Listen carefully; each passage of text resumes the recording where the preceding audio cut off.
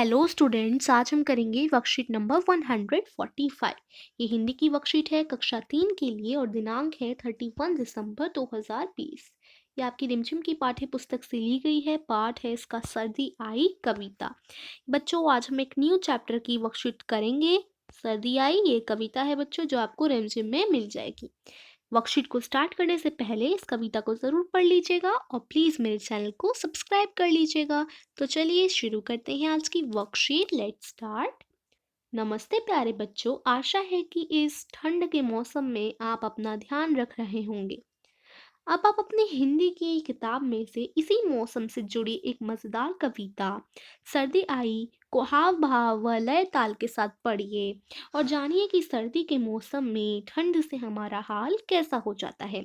तो यहाँ पर भी यही कहा गया है, सर्दी आई वाली कविता को पढ़िए हाव भाव से और लय ताल से और देखिए कि सर्दी के मौसम में ठंड में हमारा हाल कैसा हो जाता है। नाक लाल सुखड़ी चाल अंडे की जम गई जर्दी, जाड़ा है मौसम बेदर्दी। बच्चों, क्या आपने गहरे रंग के शब्दों पर ध्यान दिया? देखो गहरे रंग किसको बोला गया है, यहाँ पर जो ये हाईलाइट कर रखे हैं, देखो गहरे रंग के कर रखे हैं ना। देखो ये ब्लैक ब्लैक जो है, ज्यादा ब्लैक हो रखे हैं, गहरे हो रखे हैं, उन पे आपको ध्यान देना है। जैसे लाल चाल जर्दी बेदर्दी, ये सब तुकांत शब्द हैं। देखो लाल चाल जर्दी बेदर्दी। जिन शब्दों के अंत के वर्ण उनके स्वर व उच्चारण की ध्वनि समान हो वे तुकांत शब्द कहलाते हैं। जैसे बच्चों, इनकी ध्वनि सेम है, साउंड इनकी सेम है। देखो लाल चाल, दोनों को एक ही तरीके से हम इनका वर्णन कर रहे हैं ना। जर्दी बेदर्दी, लाल चाल, तो ये क्या हो गए, तुकांत शब्द हो गए, जिनकी ध्वनि सेम होती है, साउंड सेम होती है, लेकिन अर्थ जो होते हैं अलग अलग होते हैं। बच्चों, मैं एक और बात बता दूं कि हिंदी में तुकांत शब्द बोलते हैं इनको, और इन्हीं को इंग्लिश में राइमिंग वर्ड्स बोलते हैं। आप लोगों ने राइमिंग वर्ड्स पढ़ रखी है ना इंग्लिश में, उन्हीं को हमने यहाँ पर हिंदी में तुकांत शब्द बोला है। जैसे यहाँ पर एग्जाम्पल है ना, लाल चाल जर्दी बेदर्दी। सबने लादे ढेर से कपड़े, चाहे दुबले चाहे तगड़े। अब यहाँ पर आप बताइए कि राइमिंग वर्ड यानी तुकांत शब्द कौन से हैं। कपड़े और तगड़े, ये दोनों एक ही साउंड के हैं बच्चों, कपड़े तगड़े, है ना। तो ये हो गए हमारे तुकांत शब्द। कविता तभी बनती है जब मैं पंक्तियों के अंत में आता हूँ, पढ़ना सरस बतनाता हूँ, तुकांत मैं कहलाता हूँ। कविता कब बनती है बच्चों, यहाँ एक छोटी सी आपके लिए राइम दे रखी है। देखिए कविता तभी बनती है जब मैं पंक्तियों के अंत में आता हूँ। अगर तुकांत शब्द नहीं होंगे तो वो कविता कैसी होगी बच्चों। सबने लद से ढेर से कपड़े, चाहे दुबले चाहे तकड़े। अब देखो ये लास्ट में आए तुकांत शब्द, इसी से ये कविता अच्छी लगी, इसी से ये कविता बनी। तो जो लास्ट में आते हैं, हर कविता के जो लास्ट में आते हैं वो तुकांत शब्द मैं कहलाता हूँ। हर कविता के अंत में आते हैं ये तुकांत शब्द, तभी वो कविता बन पाती है और ये पढ़ना सरस मनाते हैं। ठीक है, तो इस तरीके से हमने समझा कि तुकांत शब्द क्या होते हैं। अब हम इनके प्रश्न उत्तर करते हैं। जैसे देख लीजिए, प्रश्न 1 है, नीचे दिए गए शब्दों के लिए दो दो तुकांत शब्द लिखिए। आम नाम काम, ये देखिए आम का हमने तुकांत शब्द लिख दिया, नाम काम। इसी तरीके से खेल का लिखना है, रोटी का लिखना है और गीत का लिखना है। खेल रेल तेल, अब देखो तीनों का जो साउंड है वो एक है। देखिए खेल रेल तेल, सबके लास्ट में क्या आ रहा है, ल आ रहा है, तो हमारा उच्चारण जो हमने किया वो सेम हुआ। रेल तेल सेल केल, काफी कुछ मतलब खेल के तुकांत शब्द हो सकते हैं, रेल तेल मेल सेल, है ना।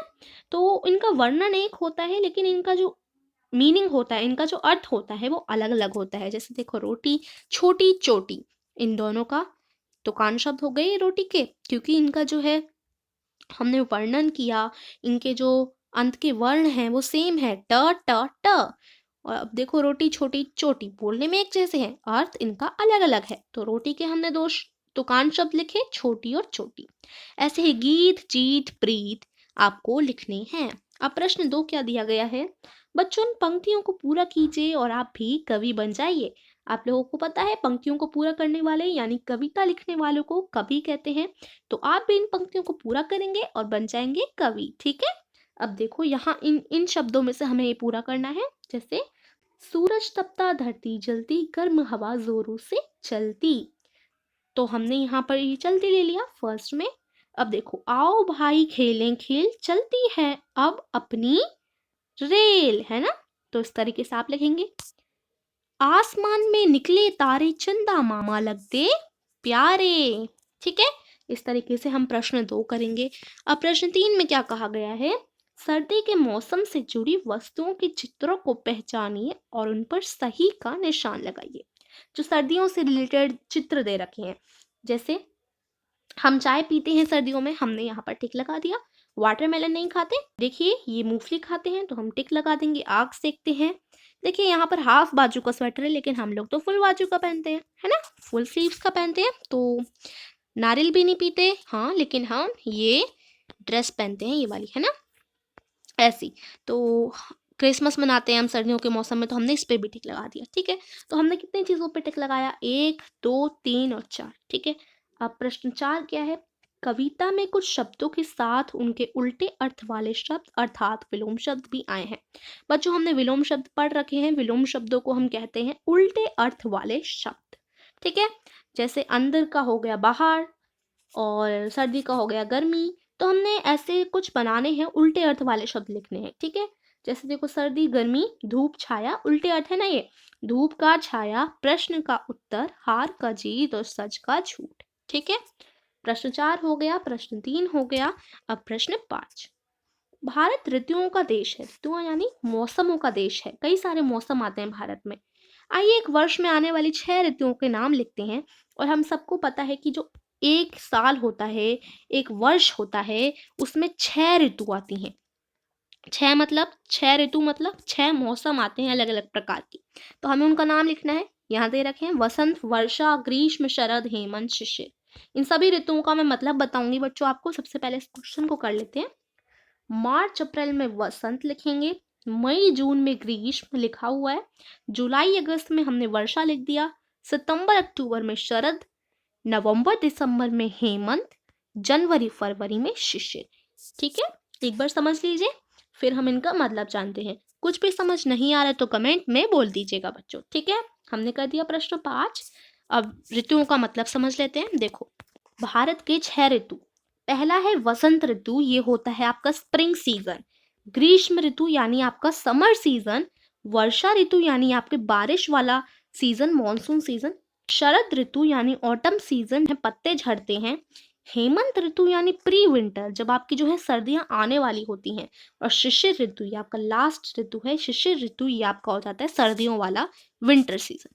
ठीक है, समझ गए। और हमें पता ही है, वसंत मार्च अप्रैल में आता है, ग्रीष्म मई जून में, वर्षा जुलाई अगस्त में, शरद सितंबर अक्टूबर में, हेमंत नवंबर दिसंबर में, शिशिर जनवरी फरवरी में। यहाँ से आप इनका समझ लेंगे इंग्लिश में अर्थ। प्री विंटर विंटर, शरद ऑटम, वर्षा मॉनसून, ग्रीष्म समर, वसंत स्प्रिंग। ठीक है, तो यही थी बच्चों आपकी आज की वर्कशीट। उम्मीद करती हूँ आपको पसंद आई होगी। कुछ भी समझ नहीं आया तो कमेंट में ज़रूर बताइएगा। और प्लीज़ वीडियो को लाइक कीजिए, अपने सभी फ्रेंड के साथ शेयर कीजिए, जिससे वो भी जल्दी से जल्दी वर्कशीट को पूरा कर सकें। Thank you for watching. Stay home, stay safe.